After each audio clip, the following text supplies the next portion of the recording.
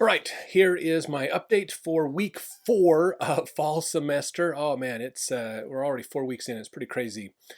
Um, so to begin, um, let's talk about mediation. Let's talk about that one. This has been an interesting week for mediation, just because of the Charlie Kirk stuff last week and this huge debate about First Amendment rights and dealing with people in conflict. So we had some interesting discussions around that, the importance of realizing that when two people are in conflict, they are going to see themselves as being less resourceful. They're going to pull back.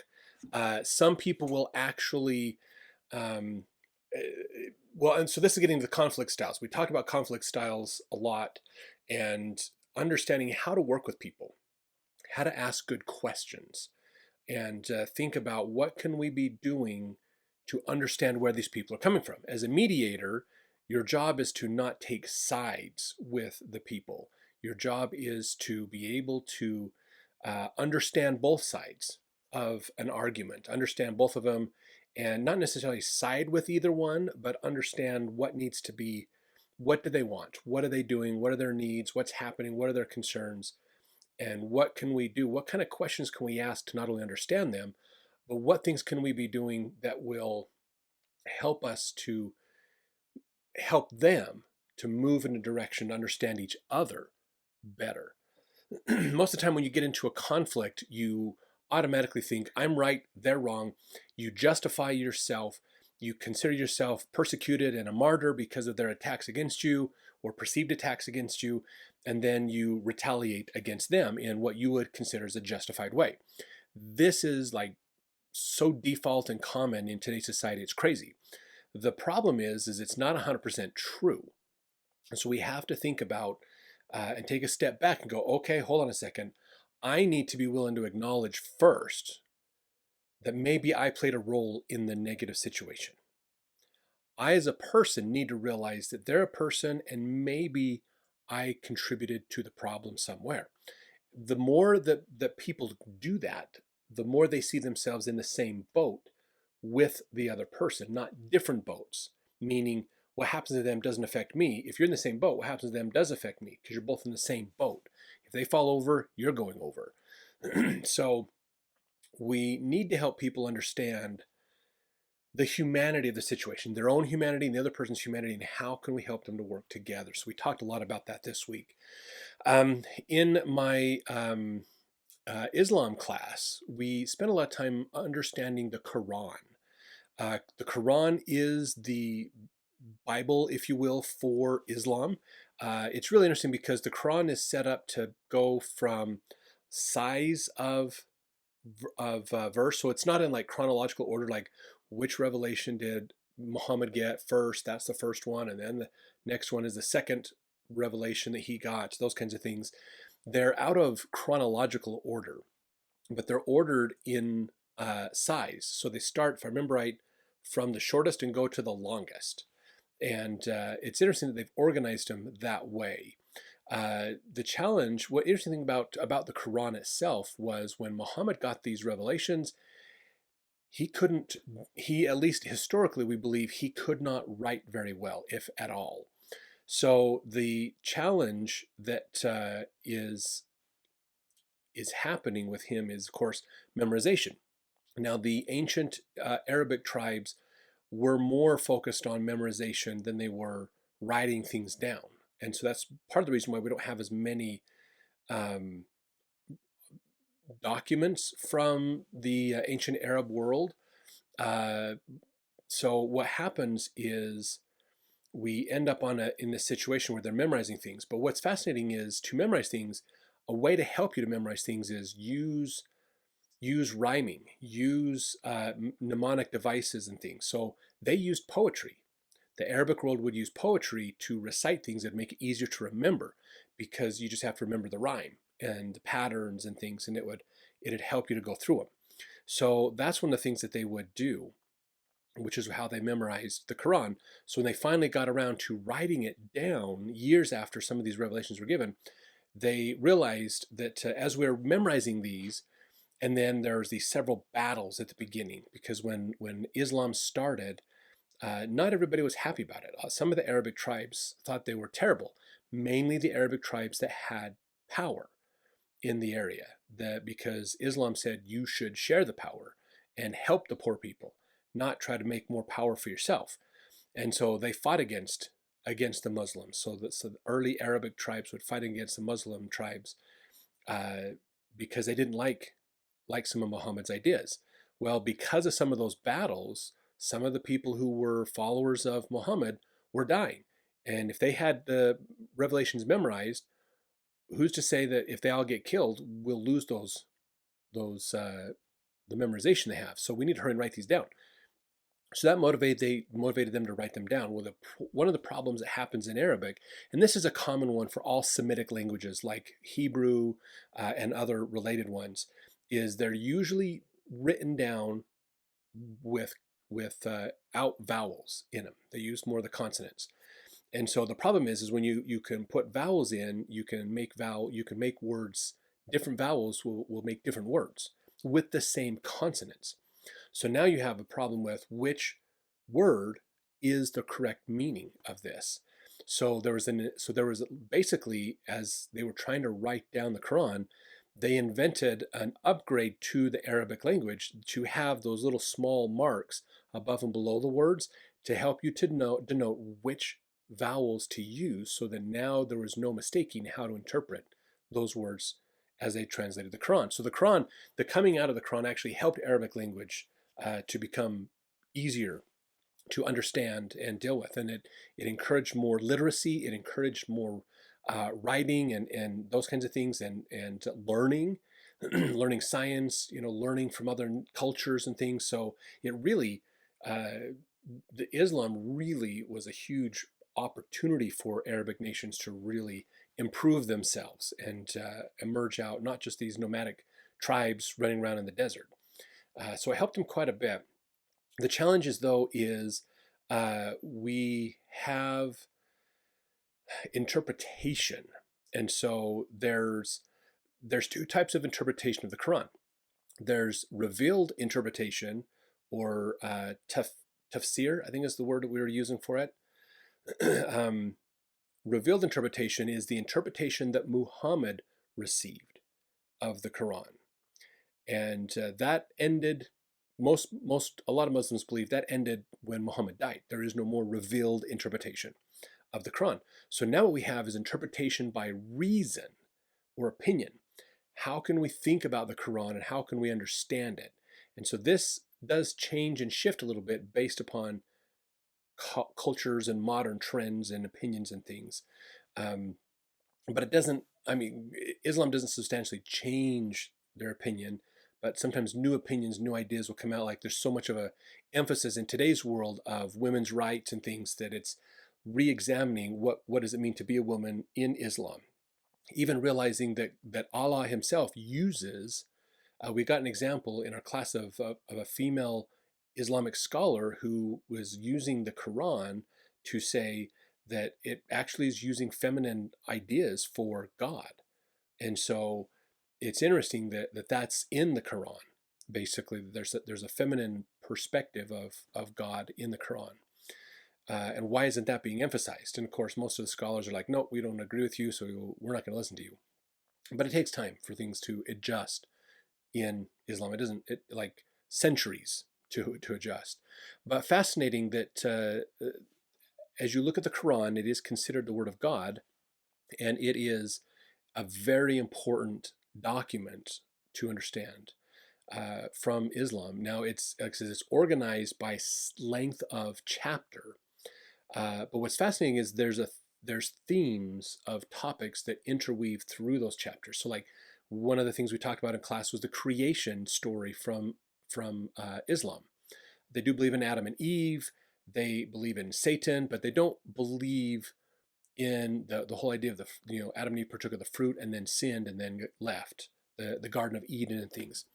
What they believe is that creation is God took mud, created humans, and breathed a part of himself into it. That's part of the soul of a human, is coming from Allah himself. And so he said, because this is a part of me, then all the angels need to worship prostrate themselves and bow down to the humans. Well, Satan would not. I can't remember his Arabic name right off the top of my head, Iblir or something like that. But anyways, Satan said, no, I refuse to bow down to them because you made them from mud. They should be lesser than us as angels.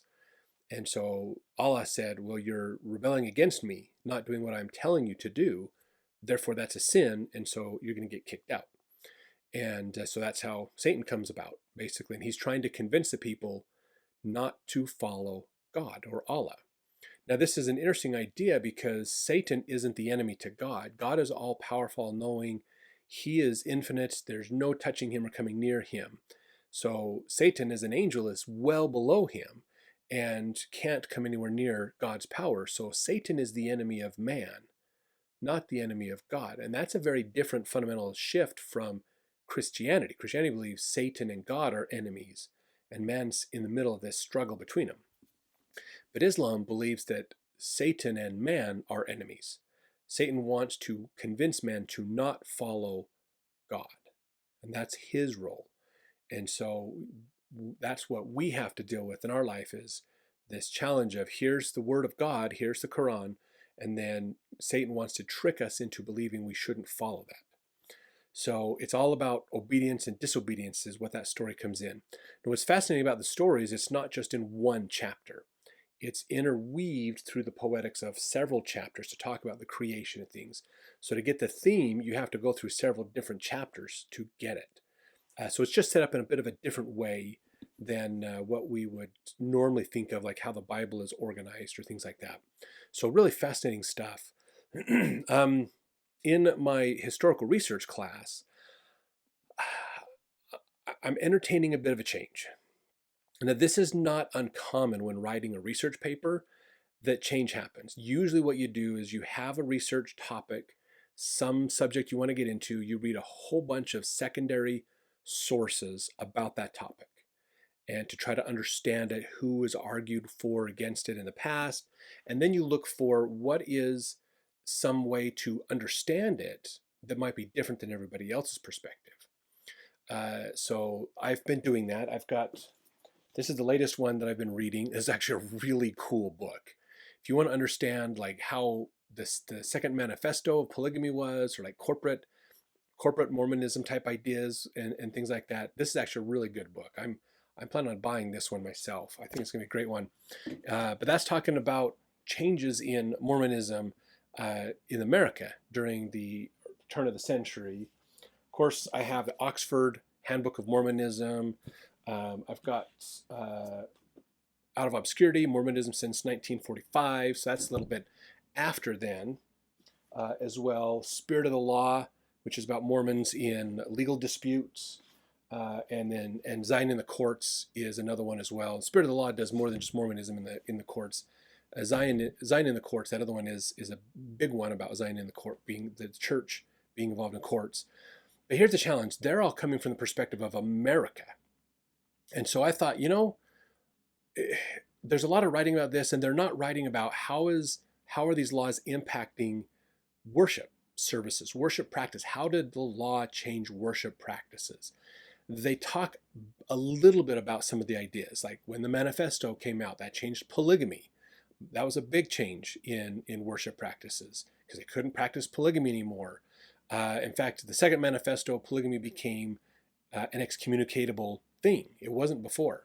So there's all these changes, but here's what's interesting is so my topic went from basically how has the law changed worship practices in religions, period, to LDS religion. We're going to cut out all the other religions down to LDS religion, and then realize there's 3 different centuries I could focus on for this. And so I focused the 20th century because there's a lot written about changes and things that happened in the 19th century, in the 1800s.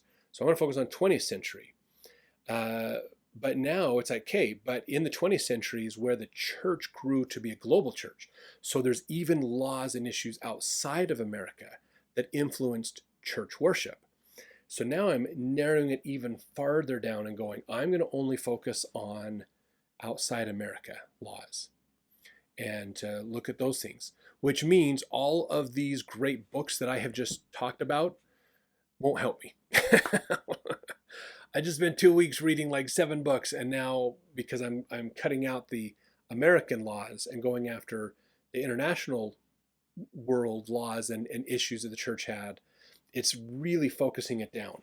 And it means these books aren't going to help. Now, I loved reading these books. Absolutely fascinating stuff. I actually have Zion in the Courts on its way here. I'm going to be buying, my next book is Mormonism in Transition. I love those two or books. I think they're fascinating. Spirit of the Law, I still might buy that one as well because they're just really cool books to read. A lot of good information in them. But for my research topic, I got to focus outside. So you might be thinking, what outside of the church, outside of America, has the church done as far as like changes? Doesn't the change come from America and then get exported to the other nations?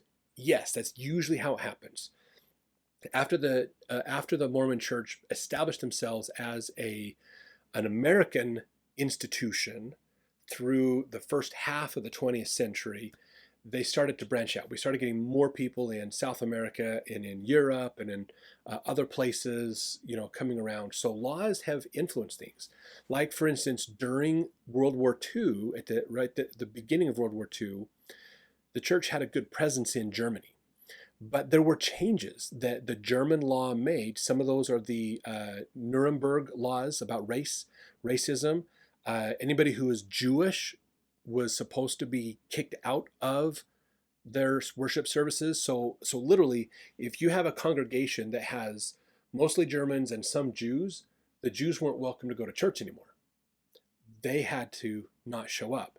And people were sometimes government people would dress up in Sunday clothes and sneak into church, and the church had to oftentimes put up Nazi flags inside their buildings and things. They had to follow some of these rules and laws. They didn't like them, but they had to follow some of these, and that's caused some changes in things.